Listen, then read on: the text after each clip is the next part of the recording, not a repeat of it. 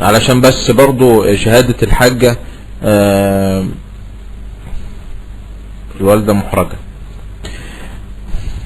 معلش، طب دي دقيقة واحدة فقط، يعني هي دقيقة واحدة عشان الناس بس اللي بتسمعنا يكون عندها بس يقين من الأخت، علشان يعني علشان نقدر بس نساعد الأخت، لأنه يعني الوضع الموجود في الإعلام الآن وضع مأساوي، يعني الكل يخاف أن يطرح فرضية أنها أسلمت، يعني فاحنا عاوزين بس يعني قبل أن نتحرك نعادل لكفة الميزان في الإعلام المصري، نحاول نقنعهم بس ونحاول نوصلهم أن الأخت مسلمة أصلا، وأن كل الخزعبلات الخلافات الزوجية والخلافات العائلية دي ليس لها أي أساس من الصحة يعني. فمعلش يا حاجة بس دقيقتين بس، يعني دقيقتين بس تحكي لنا عن الأخت كاميليا. ما تتخيليش احنا محتاجين لشهادتك دي قد ايه يعني. طب خد المايك كده يا اخ محمد، قول لي. الاخت كاميليا جت عندنا وكويسه فعلا، ويعني بنات كثيره جت عندنا، بس يعني بصراحه مش زيها هي يعني. فهي جايه يعني قلبها مشروح للاسلام وحفظ القران وتحفظ كثير، ويعني ما تقرا قرايه بالظبط، يعني زي ما تكون جايه سبحان الله تعالى زي ما تكون مسلمه. يعني يا ريت الناس كلها يعني يا ريت تقف في هذا الموقف ده، يعني ما حدش يسيبها، حرام علينا اكبر حرام، العذاب لغيرها واللي قبليها واللي بعديها. فيا ريت الناس، يا ريت ان احنا نقف كلنا جنبها. بتقول لك كانت بتقضي يومها ازاي؟ كانت بتعمل ايه يعني؟ كانت اليوم كله بسم الله ما شاء الله، والله العظيم غير اليوم اللي ما كانش فيه مصلحه هي تحب تقضيه معنا، كانت تقرا تمسك المصحف تقرا فيه قبل اليزان ما يزن تكون متوضيه، يعني ما تصلي صلاه يمكن احسن من واحده مسلمه كانت.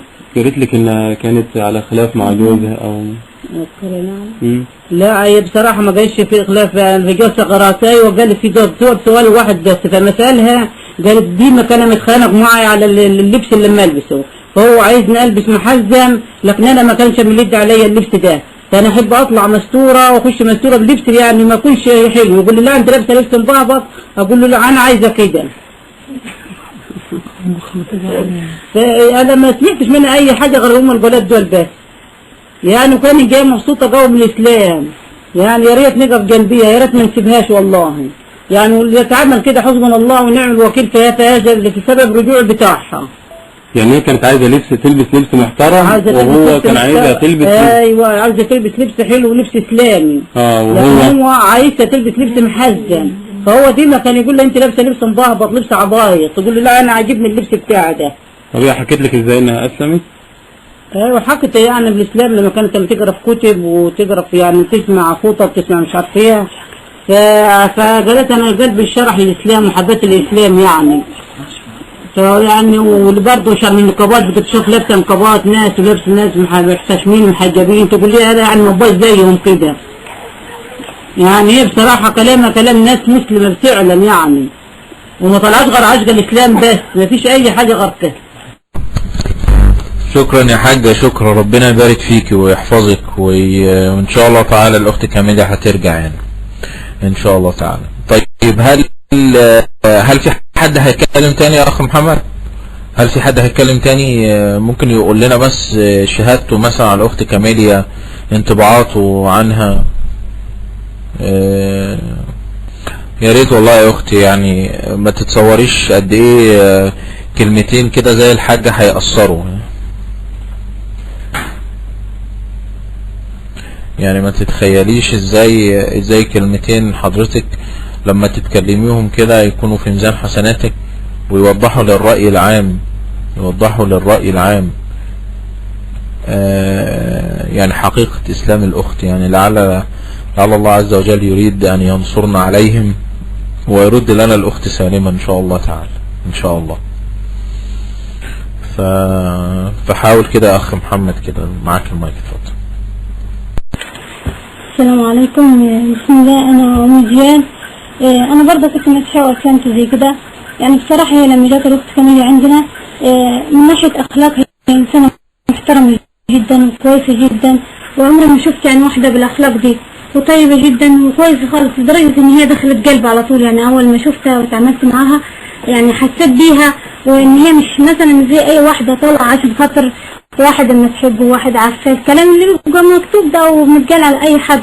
لا هي بصراحة يعني انسانة يعني ربنا هديها صح وحابة الدين، لدرجة ان هي مثلا اي وقت فاضي كان عندها حب استطلاع، يعني بعد الصلاة بعد اي حاجة كانت بتعملها تقول هاتيلي كتب اقرا فيها، انا عايزة كتب اقرا فيها. كانت يعني تحب تقرا وتتعرف على الدين اكتر، رغم ان هي كانت دي وعندها معلومات كتيرة وعارفة حاجات كتيرة، لدرجة ان هي كانت بتصلي يعني بالظبط. يعني صح زي ما قالت ام محمد كانت بتتوضى قبل ما بتجهز نفسها قبل الصلاة وتتوضى وتقعد زي نظام الاعتكاف بالظبط، كانت تقعد تستنى الصلاة لحد ما يجي الاذان وتصلي، وكويسة خالص. لدرجة ان ما توقعش ان ممكن واحدة تكون مسيحية واسلمت بالسرعة دي، ان هي تبقى عايزة تعرف تقرا الاذكار. طلبت مننا ان هي بتاعت اذكار يعني تقرا منها اذكار اذكار الصباح والمساء، لدرجة برضه ان هي ممكن لو واحد بيحب يصلي ان ربنا هديهم وتعمقوا في الدين برضه ممكن يصلي عادي من غير ما يقول دعاء الاستفتاح، لدرجة ان هي كانت عارفة وحافظة دعاء الاستفتاح وسألتني فيه برضه كذا مرة قبل كده.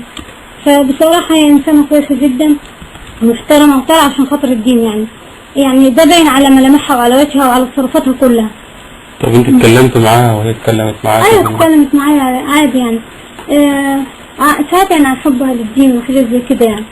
هي بالنسبة ان هي كانت شغالة في مدرسة، وبالنسبة ان هي زوجة كاهن والكلام ده كله بيتكلموا معاها، وعلى اساس ان اكتر واحدة بتكون معاها الحوارات في حاجات الدينية ان هي زوجة كاهن، على اساس ان هي بتبقى عارفة. وانا لما كنت مسيحية وكنت عارفة الحوارات دي والحاجات دي، ان هي كانت زوجة كاهن تكون على دراية اكتر معرفة اكتر، فبيسألوها في حكاية الدين، فده بيكون كان سبب في ان هي اتكلمت مع زمايلها وعرفت ان ربنا هداها للدين يعني، وكانت جاية عارفة الاغتسال وكانت عارفة حاجات كتير خالص. طيب هل هي قالت لك اي حاجة عن جوزها برضه انها كانت على خلاف او على وفاق بينهم؟ لا ما قالتش حاجة عن حكاية الخلافات، مفيش خلافات او اي حاجة. هي كان كل همها حكاية الدين دي، لدرجة انها كانت مستعدية تضحي بأي حاجة، حتى ابنها طفلها اللي سابته يعني قالت كل ده بالنسبة لها مش مشكلة، المهم تكون هي تعتنق الإسلام. طيب هي حكيت لك برضه عن اي شخص اتأثرت بيه او كتاب او بدايتها كانت ازاي؟ ايه اللي اثر فيها يعني عرفت الاسلام ازاي؟ لا النقاب ايوه لبس المسلمين، والنقابات كانت يعني حبت السترة والعفة اللي كان فيها المسلمين، مش زي لبس النصارى والتبرج اللي كانوا فيه، فده من ضمن الحاجات اللي شدتها برضه اللي كلمتنا عنها. طب يا ترى هي فكرت وحديها في الاسلام ولا حد كلمها عن الاسلام واقنعها؟ بص هقول لحضرتك حاجة يعني بص لو بص هو ربنا بيهدي الهداية بتبقى عند الله سبحانه وتعالى، لكن لما ممكن يبقى في سبب، ممكن حد يكلمني كتاب اقراه، بس انا اسمع حاجة على انا سمعت منها ان هي كانت يعني ممكن مع الحوارات دياتي واصحابها في المدرسة كانوا بيكلموها، وممكن وربنا يكون هداها بالطريقة دي.